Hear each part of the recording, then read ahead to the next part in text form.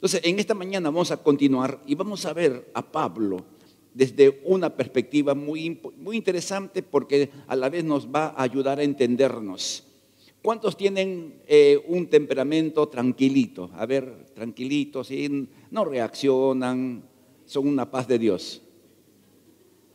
No hay ni uno. Yo solito aquí. Allá van dos ya, ¿no? ¿Cuántos son explosivos? ¡Oh, Dios mío! Y he visto algunos que han levantado la mano y digo,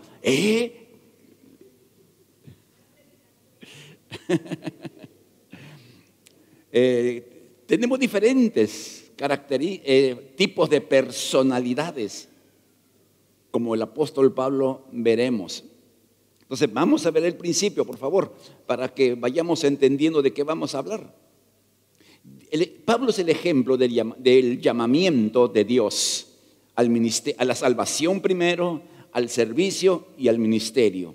Porque hay tres niveles de llamamiento. Le explico rapidito. Él es el llamamiento a salvación. Dios nos llama para salvación y Dios nos salva.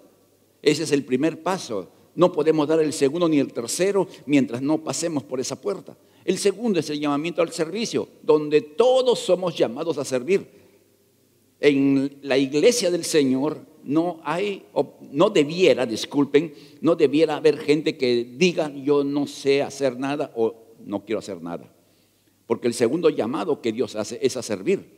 Y el tercer llamado ya es al ministerio, cuando Dios del grupo de personas de una iglesia llama pastores, maestros, evangelistas de manera especial. Entonces Pablo es un ejemplo de este tipo de llamamiento, independiente de las debilidades o capacidades que tenía. Pablo era un hombre extraordinario, pero también era un hombre con diversidad de problemas y dificultades. Vamos a avanzar porque queremos en esta mañana centrarnos en la parte final, que es importante. Pablo, como estoy diciendo, es un hombre excepcional, tal vez uno de los hombres que marcó la historia de la iglesia, escribiendo las cartas apostólicas. Las cartas del apóstol Pablo explican el evangelio. Usted saca las cartas del Nuevo Testamento y nos quedamos un poco así, sin entender exactamente el alcance de lo de Jesús, lo que es la iglesia, o cómo debe operar la iglesia, o cómo deben ser las relaciones de los miembros de la iglesia. El apóstol Pablo, en ese sentido, fue un hombre excepcional por la revelación que Dios le dio y por lo que dejó en la posteridad. Él tenía como todos, un temperamento propio. Así nace. El temperamento es el resultado del chocolateo de los temperamentos de nuestros ancestros. Por eso, ¿a cuántos han escuchado? Igualito que tu padre. ¿Han escuchado así, no? O igualito que tu madre. ¿Te pareces a tu tío o tu tía? ¿Por qué? El temperamento, las reacciones. Yo tengo 3 hijos. ¿Ya? Siempre he dicho esto. El primero es parecido a su mamá en temperamento. La segunda, parecido a su mamá en temperamento. Pero la tercera es parecido a su servidor en el temperamento. Entonces, ¿de dónde le viene? Por generación. Usted mira a su descendencia y se va a dar cuenta que es una mezcla de papá, mamá, de repente del abuelito, de la abuelita, porque no hay un temperamento 100% puro. Somos un chocolateo de temperamentos de las diversas genes, diríamos, emocionales que nos dejan nuestros antepasados. Por eso tenemos tanto de tantas formas.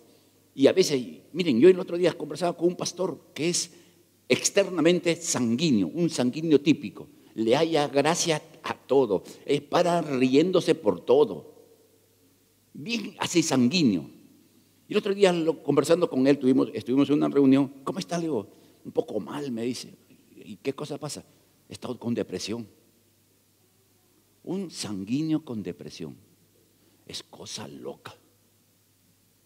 Porque si bien tiene el temperamento dominante sanguíneo, tiene posiblemente de otros niveles de temperamento que cuando se le cruzan los chicotes se deprime. Y usted también, ¿no? No, pues ustedes son calidad. Nacemos con un temperamento que se va fortaleciendo o debilitando con el tiempo, la crianza, la cultura, los padres. ¿No? El temperamento de tu niño o de nuestros niños se fortalece de acuerdo a cómo el padre y la madre van formando valores en los hijos.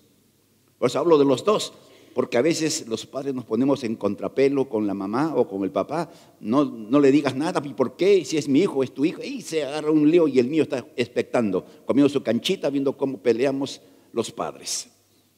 Entonces, la formación de los hijos, la cultura, van fortaleciendo o debilitando el temperamento.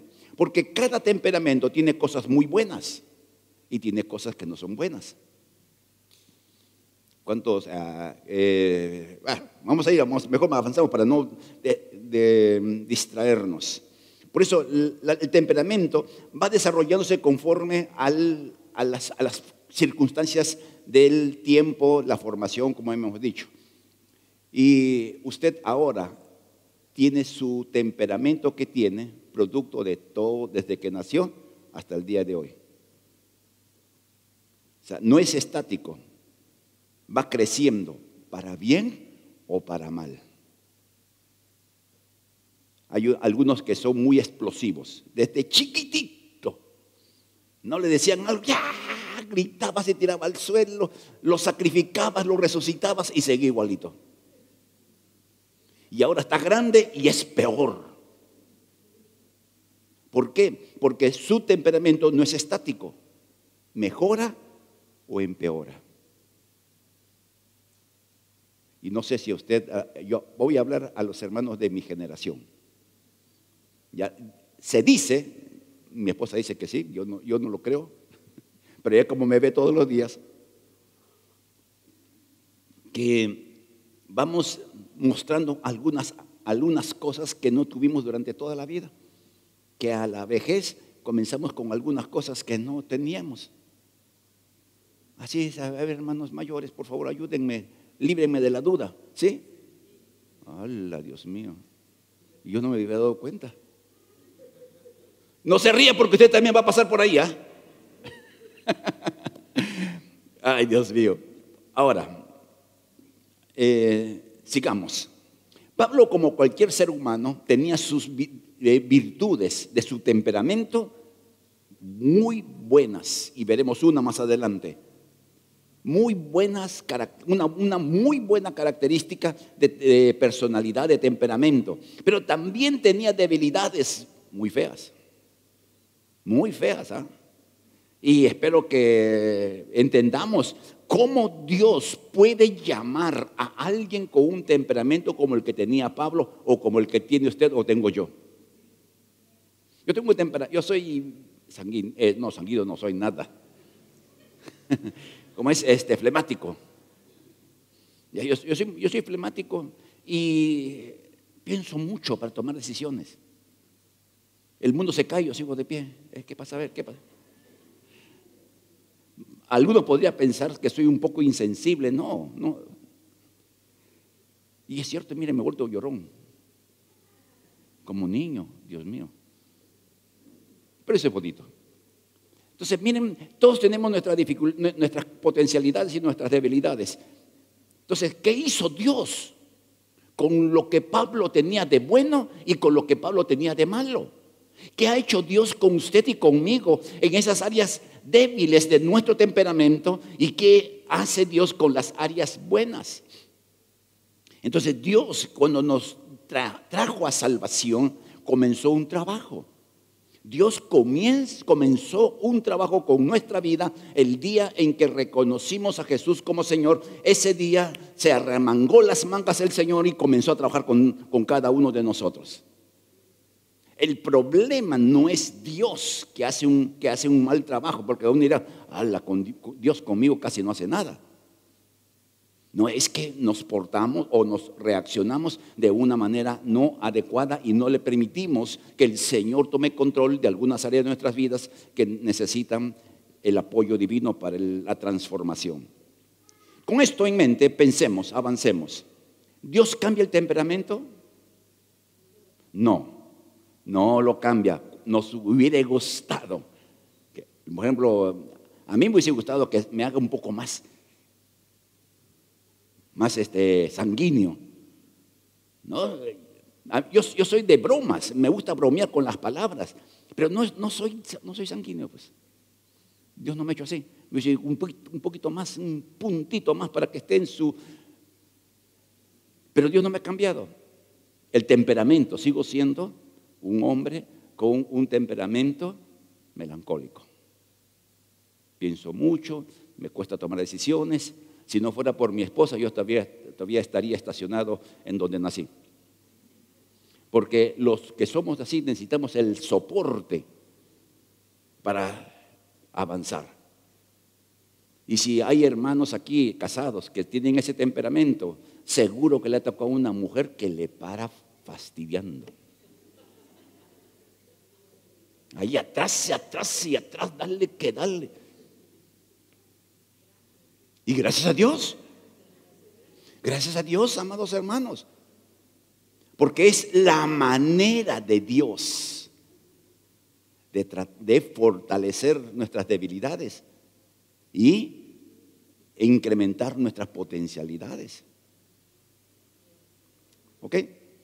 Así, por eso, el apóstol Pablo es un ejemplo clásico de cómo Dios trata a sus hijos para que puedan desarrollar lo mejor que Él ha puesto en cada uno, para que puedan llegar a desarrollar el ministerio al cual Dios los ha llamado. O sea, Dios no es un improvisado o descuidado que nos trae al mundo y nos deja que andemos a la buena de Dios. No, Dios desde que comenzamos nos toma de su mano para llevarnos a la meta y al propósito establecido por Dios para cada uno de nosotros.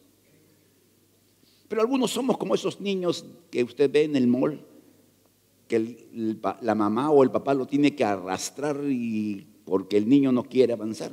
¿Ha visto esos cuadros? No, así somos algunos.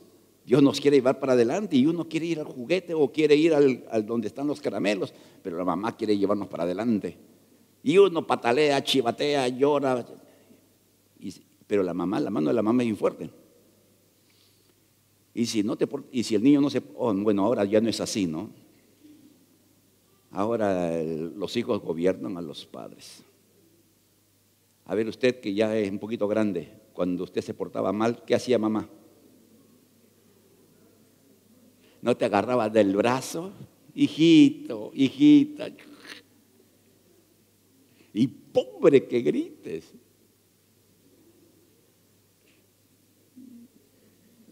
¿Así era con sus papitos, con usted? Sí, ¿no? Bravos eran. Pero hoy día, pues, mucho de la psicología moderna está afectando esa área. Pero bueno, es una historia que no vamos a tratar en esta mañana. Ahora, avancemos. Pablo, antes de ser creyente, era un hombre de una fuerte voluntad y determinación. Era lo que llamamos su apellido. Él se llamaba Saulo, Pablo, y tenía un apellido. No, tenía un apellido. Oblitas. A ver, los que son futboleros. ¿Cuál es el sobrenombre de Oblitas? ¿Ah? No. Terco. Así le daban eso, ¿no? No era ciego. Bueno, no era ciego tampoco. Miren, amados hermanos, si Saulo tenía una característica era que era terco, pero terco al hueso. Un carácter muy fuerte y una voluntad bien clara en lo que quería lograr. O sea, Saulo, o Pablo, como usted quiera llamarlo, era un hombre que desde que comenzó su vida y despertó, dijo: yo quiero el mejor maestro en la mejor escuela. Y miren, allí en esa escuela, las escuelas rabínicas, ¿cuál era el método de estudio? Memorizar. Aprenderse de memoria lo que está escrito en la Biblia, el Antiguo Testamento. Algunos de los que estamos acá quisimos aprender, algunos sabemos algunos salmos, ¿no? ¿Cuántos conocen más o menos el Salmo 23? No, casi, bueno, muchos conocemos del Salmo 23 parte del Salmo o todo el Salmo. El Salmo 133, conocemos un versículo y conocemos un montón de salmos, solamente un versículo. El que habita al abrigo del Altísimo morará bajo la sombra del Omnipotente. Diré yo a Jehová, esperanza mía y castillo mío, mi Dios en quien confiaré. ¿Y qué más? ¿Me explico? En cambio, Saulo, en la escuela rabínica que tuvo que estudiar, se aprendían de memoria. Tenía un conocimiento enciclopédico del Antiguo Testamento, aparte de que tenía que memorizar interpretaciones de maestros de la ley. Y eso requiere tener una constancia de leer y repetir, porque la única manera de memorizar es repitiendo. Entonces, debe haber sido bien terco en ese sentido, persistente, para lograr ser un hombre de esa categoría antes de ser creyente. Al punto que él decía que yo, en cuanto a los fariseos, ganaba a todos, era el campeón. Y para lograr ser campeón no es solamente desearlo, orar o ayunar, hay que meterle punche.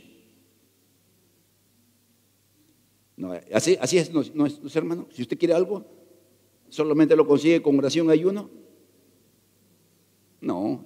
Que tenemos, entonces no hay que orar y ayunar. Si hay que tener que orar, tenemos que ayunar. Pero si uno ora y no hace nada, gastó tiempo. Hay una correspondencia de nuestra parte en qué es lo que tenemos que hacer. Ahora, cuando el Señor Jesús encontró a Pablo, lo tomó tal cual era. No le quitó esa impetuosidad, esa vehemencia, ese carácter fuerte que tenía. Lo usó para bien. Y vamos a ver un ejemplo del uso de una palabra en el Nuevo Testamento. Tomé la foto a un hermano de la iglesia, que no quiero decir su nombre, y mire lo que salió. No sé por qué. Ya, si te sientes identificado, hermano, esa es una radiografía, una fotografía espiritual. Pablo usa, en el idioma griego hay palabras que no se traducen tal cual es su significado original, sino que se traducen en otros términos que tratan de explicar lo que Pablo tuvo que decir. Y uno de esos términos, una palabra en el idioma griego es dioko. Es una palabra muy interesante que habla de una firme y tenaz voluntad. Terco, en palabras que nosotros podemos entender. Pablo es diciendo, usa esa palabra terco, consistente, persistente, no se rinde, le da y le da y le da y le da.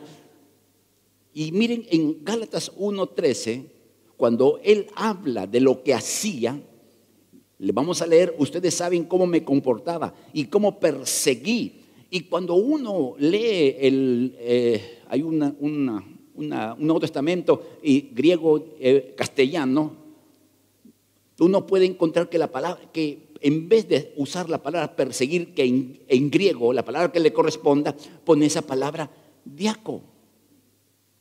Entonces, ¿cómo era Pablo? Uno que de firme voluntad y con tenacidad perseguía a los cristianos.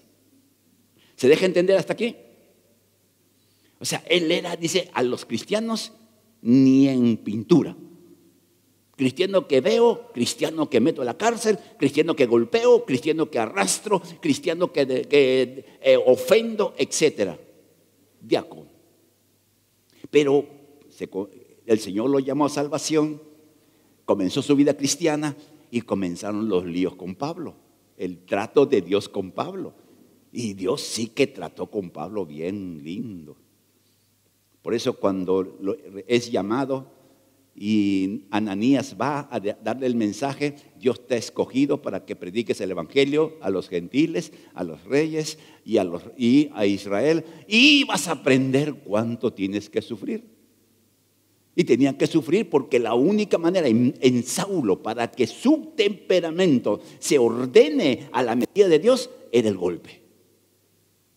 Parecía, creo que Pablo es lo que iluminó a Nicomé de Santa Cruz. ¿Sí, no? A Cocachos, la lección de escolar en la escuelita fiscal del barrio donde viví. ¿Recuerdan esas décimas de este señor? Interesante.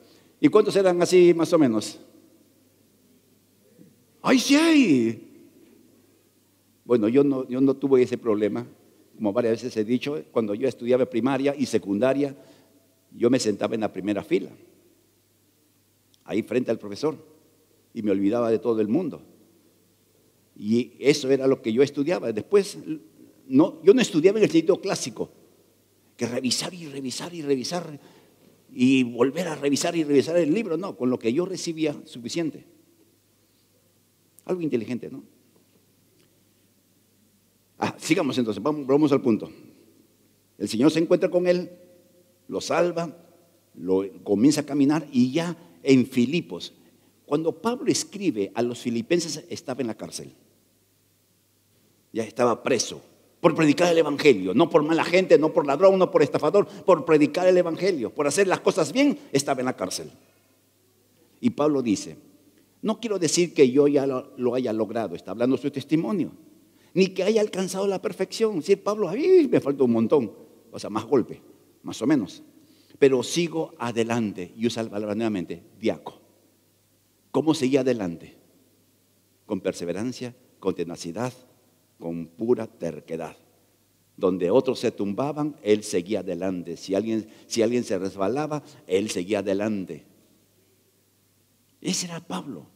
Usó esa parte buena de su temperamento para que sea útil en el reino de Dios. Entonces las cosas buenas que usted tiene de su temperamento son útiles en el reino de Dios. Son necesarias para extender. Por ejemplo, los sugieres tienen que ser de sonrisa fácil. No tienen que ser aquellos que se levantan con un limón en la boca. Sonrisa, atentos, respetuosos, pacientes. Porque con gente no creyente no hay problema porque no conoce las pautas. Pero hay en otras iglesias, ¿no?, los servidores, los ujieres que pasan a un lugar y le dicen, por favor, arrímese una sillita. ¿Y por qué? Pues, este es mi sitio. Ustedes no son así, ¿no es cierto? Aquí, pues, calidad siempre digo yo, en este culto por lo menos. Entonces, Pablo tenía cosas buenas, Pablo tenía cosas excelentes en ese sentido. Una de ellas era la tenacidad, la perseverancia, el no rendirse, la disposición a dar su vida por causa de Cristo. Era lo bueno que tuvo y es lo que Dios fortaleció, al punto que él dijo, estoy listo para partir. Y mi cuerpo está, y miren la forma como Pablo dice en 2 Timoteo 4, mi cuerpo en sacrificio, más o menos ser quemado. Dispuesto, no tenía miedo. Él no tenía miedo a lo que se le presentara adelante porque tenía eso, diaco, una consistencia y perseverancia. Y sabe usted que todos tenemos, algunos más, otros menos, de diaco. Porque es parte de las características del temperamento. ¿Cuántos de ustedes, cuando comienzan algo, no paran hasta que terminan? 2. Dios mío, 3 ya. 4, 5. Ustedes son los que comienzan y lo dejan, nunca terminan nada. Sí, ¿no? O sea, usted las hermanas cuando cocinan, fuera de acá, no quiero cocinar. No, comienzan y terminan. Entonces, todos tenemos diaco, algunos en mayor grado, otros en menor grado. Y Dios quiere usar eso para que en las batallas que tenemos en la vida cristiana no nos rindamos ni tiramos la toalla. Amén. Y algunos que estamos acá, en el marco espiritual, somos bien diaco. Porque nos ha pasado tantas cosas. Y ahí estamos. Nos ha pasado de todo. Y ahí seguimos. Mi esposa sí es diaco, marca mayor, la enésima potencia. Sí, aunque usted no lo crea. Es lo bueno que tiene Dios, lo que Dios le ha dado a ella. Yo tengo poco, ¿no? Mira, a mí si algo no me funciona, no, yo lo dejo. No me hago líos. Me dejo entender, no es que soy un descuidado, no, sencillamente es temperamento. Amén, hermano. ¿Cuántas esposas son diáconos? ¿Sí? Levante sus manitas para verlo, no se avergüence. Dice, que yo soy una... Ahí está, ¿no es? Yo creo que todos son, casi todas son. Creo que es una característica sobresaliente de las damas. Porque si no, ¿qué fuera de nosotros?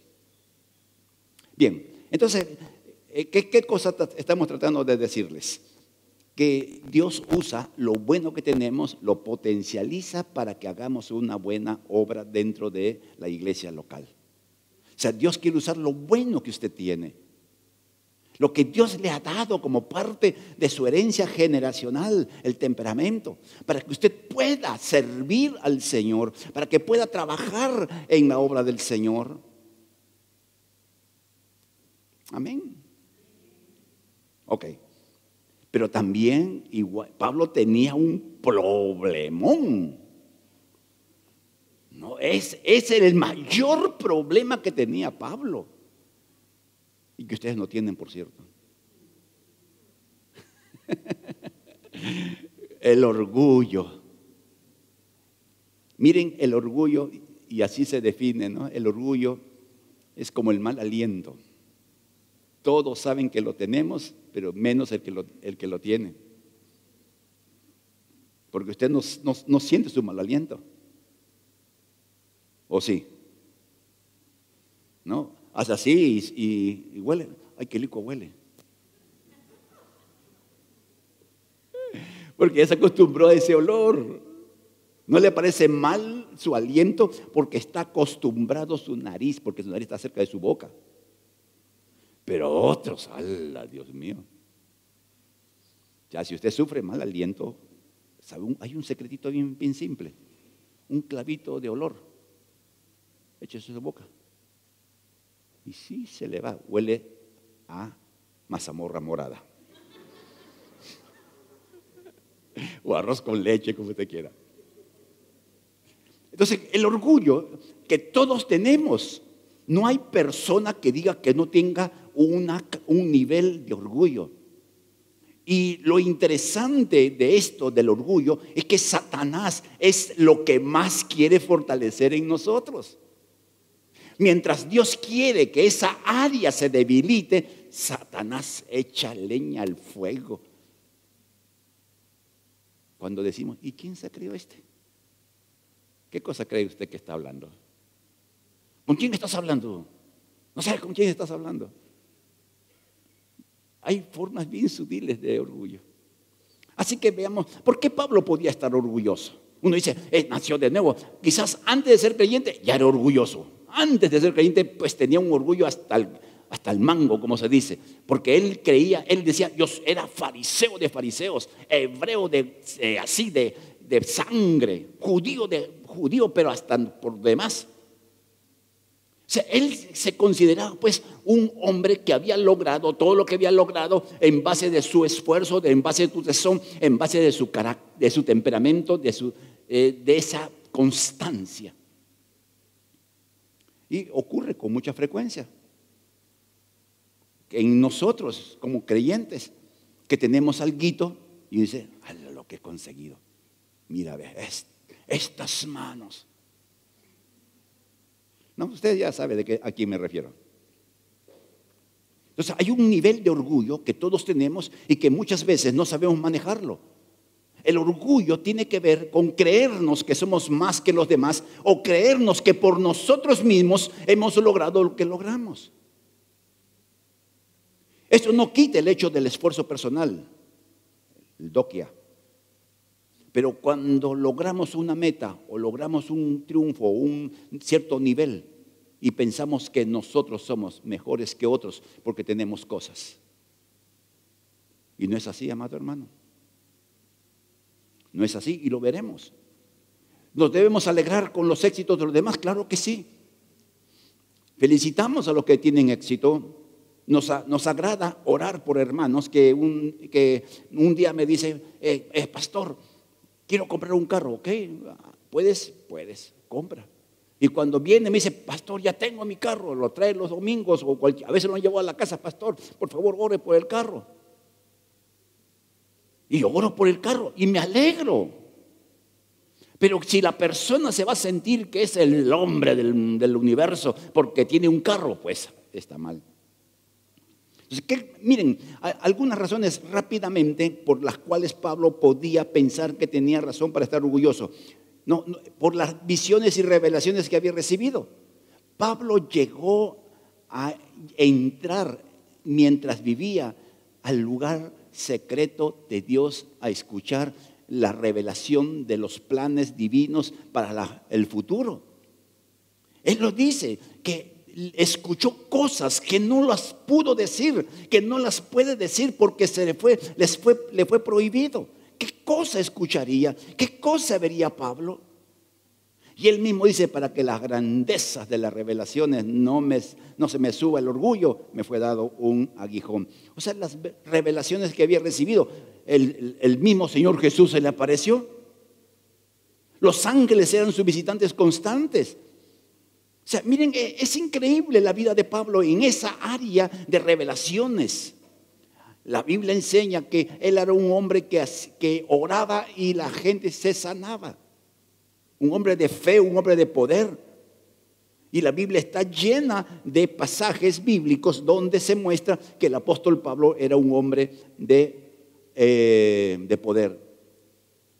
Porque predicaba donde otros no predicaban. Y dice yo, antes para allá, Pablito. No, ya predicaron, ¿para qué voy a ir? Ya lo pisó otro, yo no piso donde otro pisó. Y si vas para acá, cualquiera dirá, ¿qué creído? ¿Por qué no puede ir a predicar allí? Me dejó entender, amado hermano.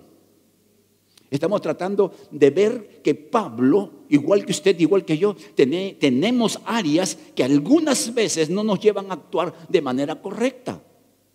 Él se sentía orgulloso por el trabajo que hacía. Déjeme leer, no puedo leerlo porque la letra es muy chica.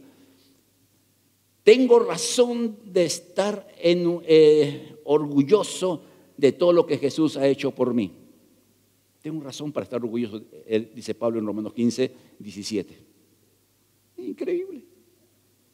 Aparte de su identidad racial, como hemos mencionado hace un momento. Entonces, antes de avanzar, qué bueno que algunos de ustedes, Dios los haya bendecido económicamente. Qué bueno. Qué bueno que Dios nos haya bendecido con una propiedad donde podemos vivir. Qué bueno. Qué bueno que algunos hayan logrado su carrera, su profesión y estén avanzando. Qué bueno. Qué bueno es que tengamos una familia donde todos estamos sirviendo al Señor o por lo menos congregando. Qué bueno. Qué bueno que hoy día me he puesto un sacón. No sé, algunos me han visto con un sacón. Al salir me van a ver. No, eso lo tenemos años con mi esposa. No sé, nos compramos para viajar, algo así. No, qué bueno que uno tenga un sacón. Pero el tener cosas o el lograr cosas no me hace mejor que nadie. Y no lo hace usted mejor que nadie. Le hace alguien igual que todos con una bendición de parte de Dios. Entonces, cuando asumimos que yo mismo soy, yo lo he logrado, yo lo he alcanzado, estamos quebrando el principio. Miren lo que la Biblia nos enseña en la primera carta a los Corintios, que todo, miren, lo voy a leer. ¿Qué tienes que Dios no te lo haya dado? Y si todo lo que tienes proviene de Dios, ¿qué razones tienes para jactarte? O sea, todo lo que tenemos es de Dios. Usted tiene lo que tiene porque Dios se lo ha dado. Usted ha logrado lo que ha logrado porque Dios se lo ha permitido. Un pastor nuestro, el pastor Joel, vino de Piura y él quería postular a la universidad. Desde que yo lo vi dije, este tiene pinta de pastor. Dios me ha dado rayos X espirituales. Puedo discernir en cierta medida quién tiene un llamado pastoral. Y de todos los pastores que hemos levantado en esta iglesia, solamente uno se lo chueco. Todos los demás están metidos en el ministerio. O sea, sí que medio latino. Vino Joel y cuando yo lo vi, traté un tiempo con él, dije, este tiene pinta de pastor. Y él quería estudiar en la universidad. Es un muchacho recontra estudioso. Y una y otra y darle la mula al trigo y otra, y no pasaba nada. Hasta que un día, conversando con él, dije, ya te diste cuenta que ese no es el camino que Dios tiene para ti. Y ahora está pastoreando y está creciendo la iglesia. Ok, entonces si usted tiene lo que tiene, ha logrado lo que ha logrado, por su buena suerte, por su empeño o porque Dios se lo dio. Por eso la pauta es bien simple. Lo que viene por gracia no es razón para tener orgullo. Dios es la fuente y el medio de cualquier logro. De Él viene todo. Entonces cuando yo veo la casa, bueno, mi casa solamente es el primer piso, el segundo es de Liz, el tercero es de Daniel y el cuarto es de Carolina, ¿no? Hablando así en propiedad porque cada uno tiene su piso. Pero yo digo, cómo Dios nos bendijo con un terreno, que es un milagro haberlo conseguido, cómo Dios nos permitió construir. Solamente un pequeño paréntesis, cuando queríamos techar no nos alcanzaba el dinero, nos faltaba el dinero por el techo, y eso que yo mismo lo hacía. En ese tiempo había entidades que prestaban dinero, entidades públicas, y postulamos y llenamos los requisitos, pero no nos daban. Como decir, y se cerraba todas las puertas. Bueno, pues ahí ya lo echaremos pues algún día. Y un día viene mi suegro de Trujillo. Me dice, Luchito, ¿por qué no te echas? Chivilines, don Quique. ¿Cuánto te falta? Tanto. Yo te presto. Y me lo dueles cuando quieras. Si se lo dolí por si acaso. Pero ¿de dónde vino? ¿No? Y mi suegro era bien duro para soltar. Pero así es Dios. Entonces, a veces tenemos encuentros fortuitos con alguien que nos abre una puerta. Dice, ay, qué lechero soy. No eres lechero. No vendes leche ni tienes vacas. Es Dios que pone el encuentro, pone la persona, pone el funcionario, etc. Cuando teníamos este lío en este templo con la municipalidad, porque creían que éramos una discoteca y nos cobraban como si fuera discoteca, fuimos para allá, para acá, batallando, hasta que un día un muchacho, un funcionario, me dice, oiga usted, ¿por qué no pide una inspección? Un desconocido nos abrió el camino y pedimos una inspección. Se demoraron para vinieron, hicieron una inspección, presentamos más documentos. Teníamos una deuda porque era criminal lo que nos estaban cobrando. Nos bloquearon las cuentas de la iglesia. Y al final, llegó la resolución, vamos a pagar. ¿Cuánto iremos a pagar? Tarjeta aguanta todo, por lo menos, ¿no? Porque para cerrar ese capítulo. Entonces, muy bien, le digo al funcionario, por favor, denos el estado de cuenta. 160 soles, o creo que menos. Ya, paga. Viene el año siguiente, ¿cuánto pagamos? ¿Sabe usted cuánto pagamos por este templo? Diga una cantidad, imagínese. Diga un número usted.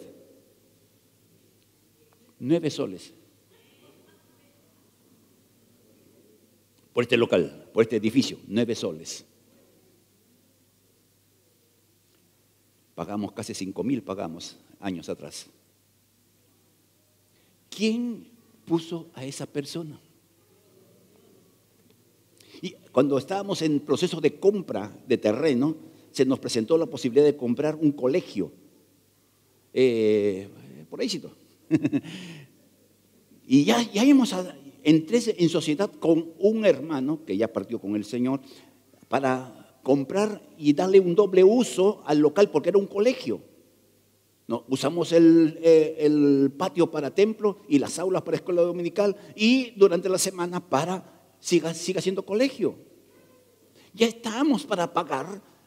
El hermano iba a dar su parte, la iglesia iba a dar su parte.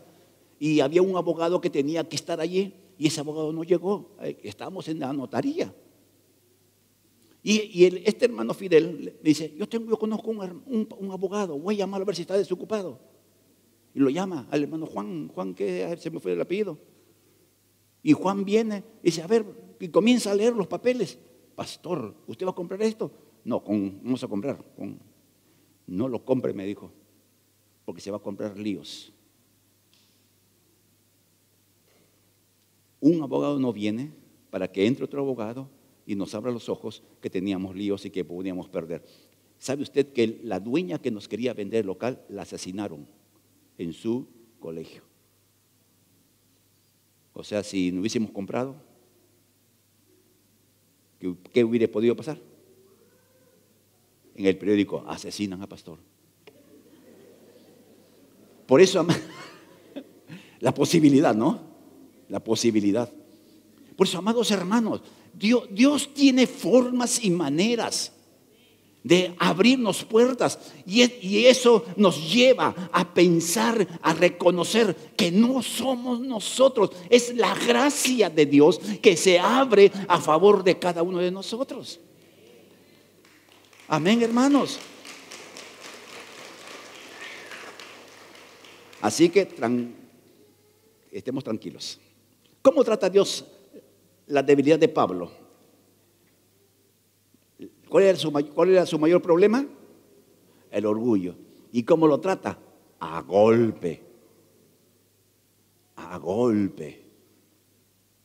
Por eso cuando usted lee la segunda carta a los Corintios 12, del 7 hasta el 10, Pablo comienza a dar testimonio.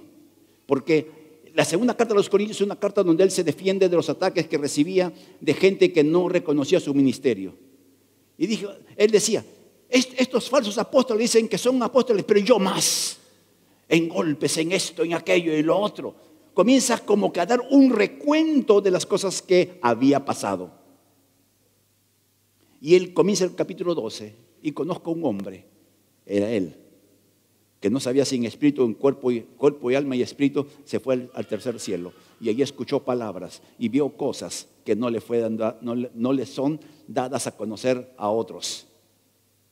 Y luego dice, y para que la grandeza, lo hermoso de lo que él vio, no se me hinche más el orgullo que ya tengo, me fue dado un aguijón. O sea, ¿cómo trató Dios el orgullo de Pablo? Problemas, pérdidas, fracasos, frustraciones. ¿Ok? Para hacernos saber y entender de que no somos nosotros. No somos nosotros los que hacemos las cosas.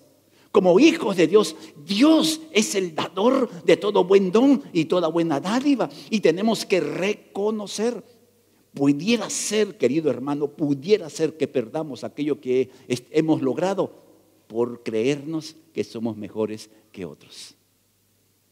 Y cuando uno se cree mejor que otro, trata a las personas como si tuviera 3 metros de altura. ¿Me entiendo? Me dejo entender, ¿no? Con menosprecio.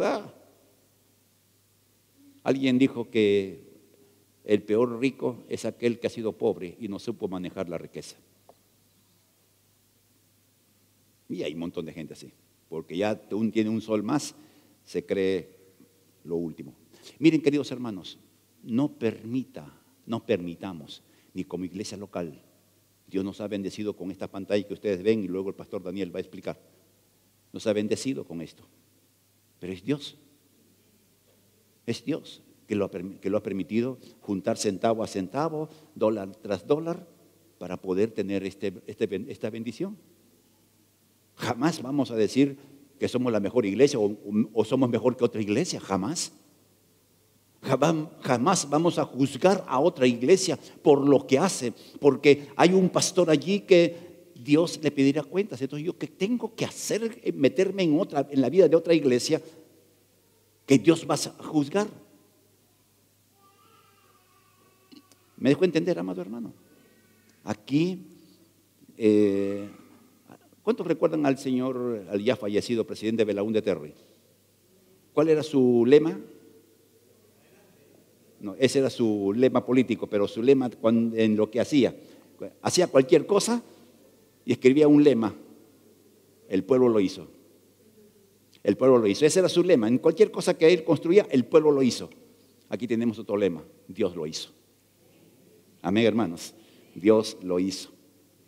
Entonces, si pudieras estar pasando problemas algún tipo, sería bueno evaluar que no será que Dios está tratando con nuestro orgullo, bajarnos de las nubes y hacernos ver que no somos nosotros, que Él es todo por la gracia de Dios. No vaya a malentender, valga la aclaración, que todo problema es causa de orgullo.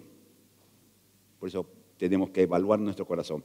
El segundo problema de Pablo, temperamento nuevamente, el mal manejo de su ira. ¿Cuántos de aquí nos enojamos? Bueno, algunos no. Uy, qué lindas personas tengo en la iglesia. Ahora, ¿cuántos explotan con su ira? No levanten la mano, por favor, porque no quiero conocerlos y porque me va a dar miedo. Hay gente explosiva con su ira, ¿no? Que no se sabe cómo va a reaccionar y reacciona con violencia verbal, con violencia física. Yo soy paciente, pero me enojo también. Y cuando me enojo, yo miro. Mis hijos dicen que cuando me conocen cuando estoy enojado porque dicen que mis cejas se ponen no sé de qué, medias raras se ponen. Usted cuando se enoja, ¿cómo manifiesta su enojo? Grita, insulta, ofende, se mete al freezer. Está bien, ¿no? Es una forma, se meten al freezer y dicen, no hablan nada, se callan. Ahí, callados. ¿Qué tienes? Ya pues sí, ya pues habla. ¿Qué tienes? No hay nadie aquí, qué bueno. Veamos un poquito de la ira de Saulo, avanzando porque a la hora nos está ganando. Cuando Saulo perseguía a los cristianos, lleno de ira, respiraba amenazas. Su vida estaba centrada en ofender, lastimar, herir, matar a creyentes. Eso ya lo conocemos, pero ya como creyente aún tenía problemas con la manifestación de su ira. Pablo hace un viaje misionero, el primer viaje misionero, y viaja Pablo, un amigo, su amigo del alma, como dicen, uña, carne y mugre, Bernabé. Él fue el que le dio la mano para ser conocido por la iglesia, quien lo respaldó, era su amigo. Y viajan Pablo, Bernabé y un joven llamado Juan Marcos. Y ya comienza su viaje misionero de sur a norte. Y en medio camino, Juan Marco dice, ay, extraño el lomo saltado de mi mamita. No, se volvió, renunció, se quitó de medio camino, abandonando a Saulo y a Bernabé. Lo dejó, ok.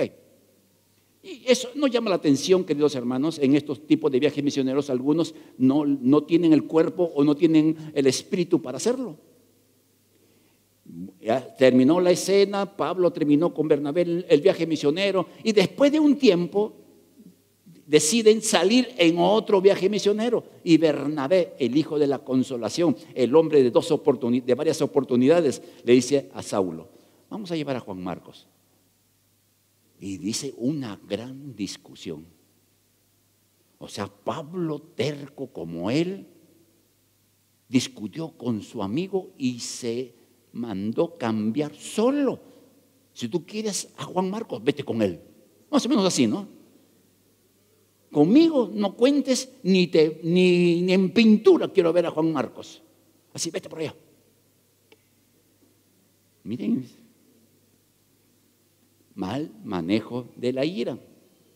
En Hechos 16, 18 encontramos que había una endemoniada que seguía a Saulo, a Pablo, día tras día. Estos son los siervos del Dios Altísimo que les anuncian el Evangelio. Uno se pregunta, ¿y por qué la primera vez que dijo no lo expulsó el demonio? No, se le tuvo que subir la ira, porque dice, un día, enojado, dio vuelta y reprendió al espíritu. O sea, enojado también se pueden salir los demonios, miren. Pero, ¿por qué no lo hizo antes? Con Pedro. Con Pedro es bien interesante. Rápido, Pedro antes de no comía con gentiles, comía comida santa, lo llaman los judíos. Kosher creo que es la palabra correcta. Que los judíos comen ciertas comidas, comen y ciertas comidas no comen. Entonces, cuando Pablo estaba con los judíos, comía eso. Pero una vez va a donde Pablo estaba predicando, donde estaba pastoreando en Galacia, y Pablo, puros gentiles, y le ofrecen chicharrón. Ayer ha sido rico, ¿di Pablito? Ayer los pastores hemos tenido un desayuno rico, chicharrones, al estilo Pablo y Pedro. Pero ahí comía y compartía. Pero cuando comenzaron a llegar hermanos judíos, él se hizo el loco, comenzó a discriminar a los hermanos gentiles. Y Pedro dijo, eso no está bien. Y públicamente le reprende. No dice que siguió el esquema bíblico. Si hay un hermano que tiene un problema, primero habla con él. Luego llévalo a los ancianos y luego expónlo. Pablo saltó todo. En un arrebato de ira, lo encaró públicamente. Pedro no era cualquiera.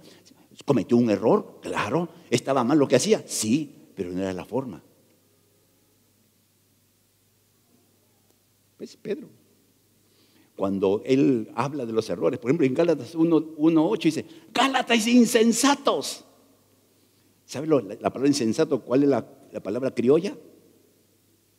Sonso. Imagínense que su pastor un día, hermanos sonsos, usted ya no vuelve, ¿no? No, la verdad, no vuelve, ¿no es cierto? Luego dice, ¿quién los hechizó? Dice, ¿quién los embrujó? O sea, ustedes han ido a un brujo.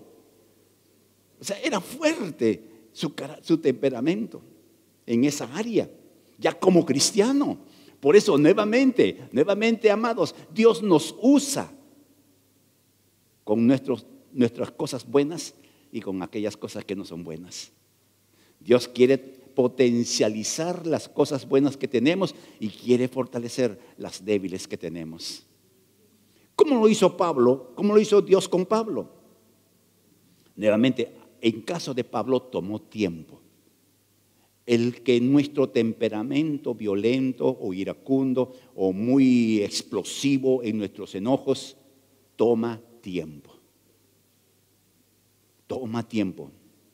Al final de su vida, casi para morir, Pablo escribe a Timoteo, le dice, oye Timoteo, dile a Juan Marcos que venga conmigo porque ahora me es necesario. O sea, ¿cuánto tiempo pasó para que él entendiera de que Juan Marcos tenía un problema como él lo tenía?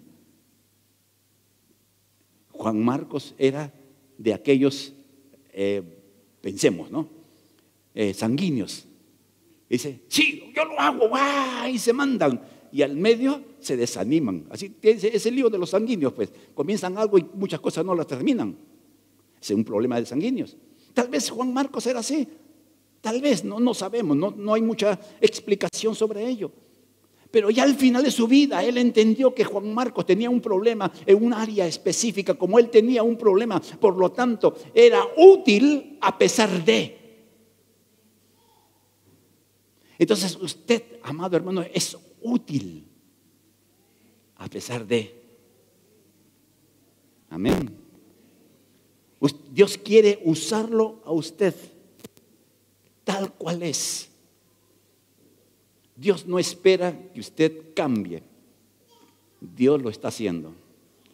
Y hoy día usted está aquí como parte del proceso divino para que su temperamento en las cosas que no son bonitas Permita que Dios lo arregle y las cosas que son bonitas, permite que Dios lo potencialice.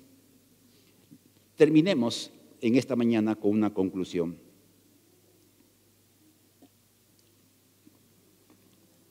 Dios trata con nuestro temperamento de manera personal. Dios no trata, yo y Mari estamos casados 50 años, más de 50 ya. Dios trata a ella de una manera y trata conmigo de otra manera. Dios no tiene paracetamol para todos los males, ¿no? Así como en el seguro. Usted va al seguro con cualquier cosa, paracetamol te dan. Es bien loco eso. Nos trata individualmente.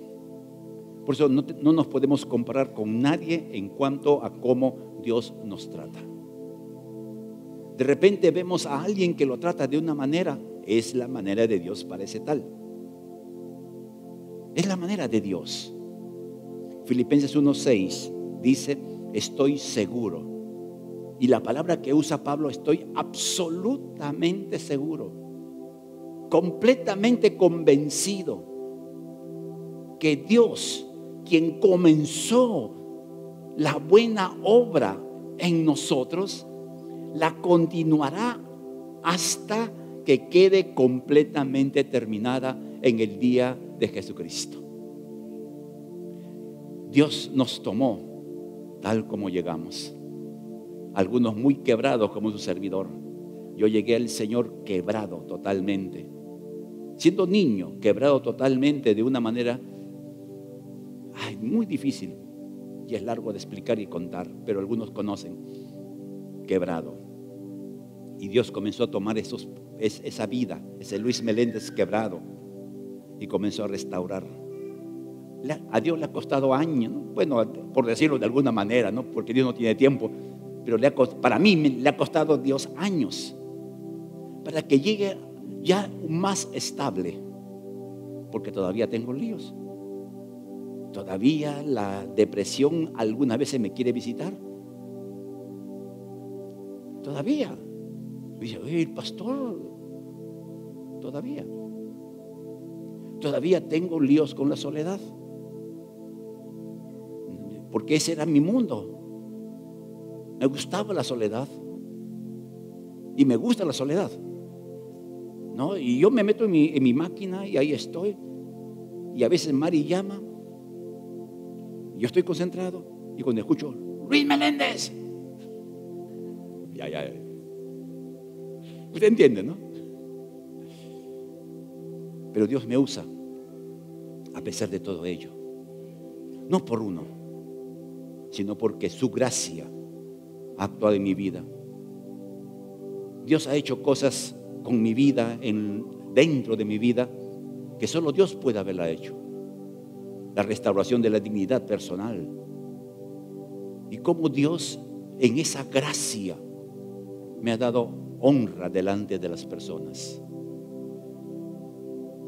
Y cosas que muchas veces ni busqué, menos soñé tenerlas.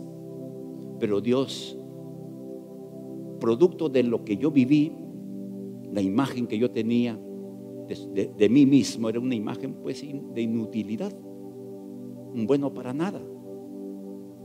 Pero Dios cómo fue trabajando en mi vida y sigue trabajando.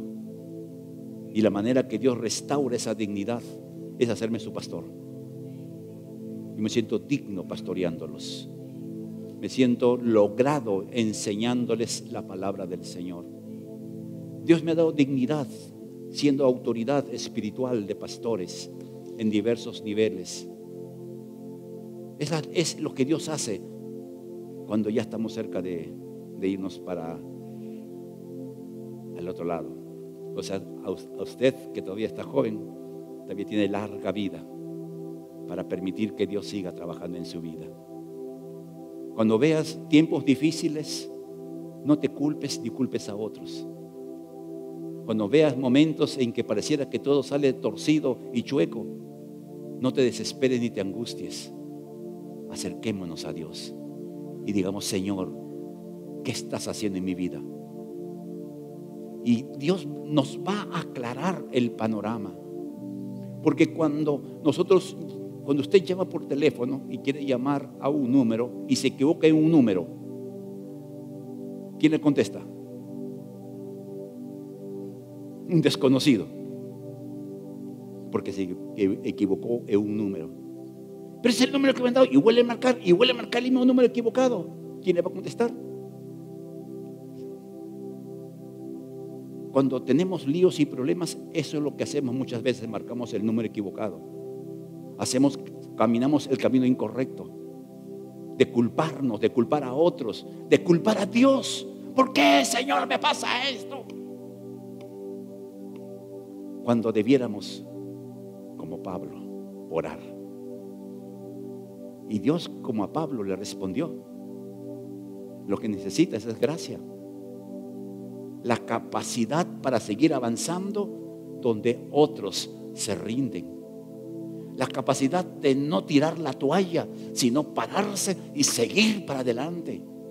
Es lo que Dios da cuando estamos en crisis y no sabemos qué hacer. Liz, nuestra hija, la gracia de Dios la sostiene muchas veces acá adelante. Como muchos saben, ella tiene una enfermedad, años, aparte de otras complicaciones, y se para acá algunas veces con dolor. Y ella, cuando se sienta, lo sostiene la gracia de Dios. Así que, amado hermano, usted es como Pablo, no se diferencia en nada. Y Dios trata con su vida como Dios trató con Pablo. O sea, no le extrañe las maneras y las formas que Dios trata para mejorar lo bueno que tenemos y para cambiar lo malo que también tenemos. De pie, por favor.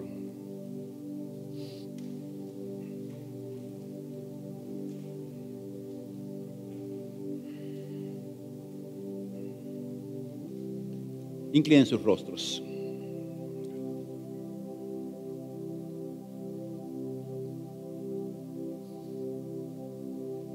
Ahí donde usted está,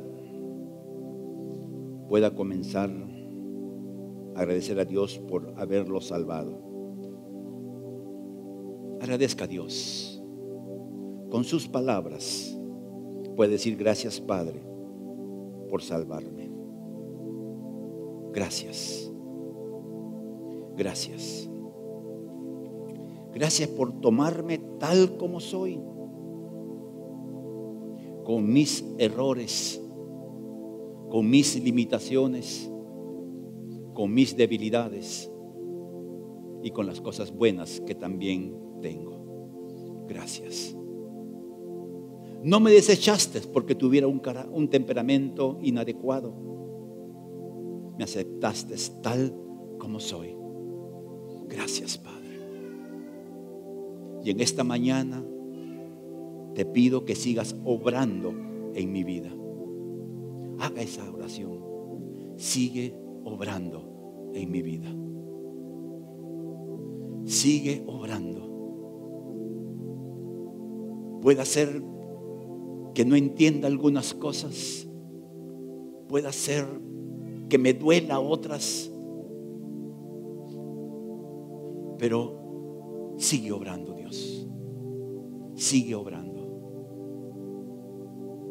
Queremos ser cada día más como tú. Queremos que cada día las cosas buenas se potencialicen para servirte mejor en las diversas áreas de vida. Y para aquellas cosas que no son buenas en mí puedan encontrar